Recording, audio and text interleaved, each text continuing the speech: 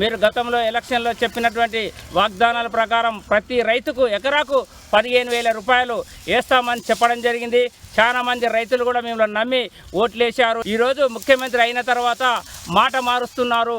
ఎకరాకు 15,000 రూపాయలు వేయాలని చెప్పి మేము కోరుతా ఉన్నాము. కేసీఆర్ గారు రైతుల తరపు నుండి ప్రతి సంవత్సరం 2 సార్లు 6 నెలలకోసారి 5,000 రూపాయలు టక్కుమని పడేటివి ఇప్పుడు చాలా మంది ఇబ్బందులు పడుతూ ఉన్నారు. 1 సంవత్సరం అయితే ఉంది గవర్నమెంట్ వచ్చి, మీరు ఏమాత్రం మాటలు చెప్తా ఉన్నారు తప్ప రైతులకు మాత్రం ఏమి చేయడం లేదు. ఎకరాకు 15,000 రూపాయలు ఖచ్చితంగా ఇవ్వాలని చెప్పి మేము డిమాండ్ చేస్తూ ఉన్నాం. కాంగ్రెస్ పార్టీ వరంగల్లో రైతు డిక్లరేషన్ విషయంలో రైతు భరోసా ఎకరానికి 7,500 రూపాయలు ఇస్తామని చెప్పి నిన్నటికి నిన్న ఎకరాకు 6,000 రూపాయలు ఇస్తానని చెప్పి ప్రకటించినటువంటి దౌర్భాగ్యపు ముఖ్యమంత్రి రేవంత్ రెడ్డి గారు ఇది చేయడం చాలా విడ్డూరం. ఈ రాష్ట్రంలో ఉన్నటువంటి రైతులందరూ కూడా ఆయన ఇచ్చేటటువంటి రైతు భరోసా ఏదైతే ఉందో దానికోసము కళ్ళల్లో ఒత్తిలేసుకొని చూస్తున్నటువంటి సందర్భంలో ఈయన ఈ విధంగా ప్రకటన చేయడము చాలా బాధాకరంగా మేము భావిస్తూ ఉన్నాం.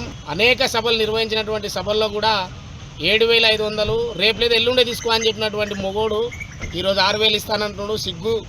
సిగ్గుపడాలి ముఖ్యమంత్రి రేవంత్ రెడ్డి గారు. మీరు చేసినటువంటి మాట మీద నిలబడతాంటావు, మాట మీద ఏడ నిలబడను.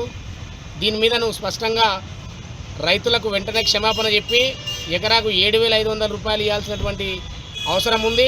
మరొకసారి ఇలాంటి కళ్ళబుర్లి దొంగ మాటలు చెప్పి రైతులందరినీ మోసం చేస్తున్నటువంటి బిడ్డ ఖబర్దార్. నువ్వు చెప్పినటువంటి విషయం ఏంటి, నువ్వు చేసేటటువంటి చేతలు ఏ విధంగా ఉన్నాయో తెలంగాణ రైతాంగం అంతా కూడా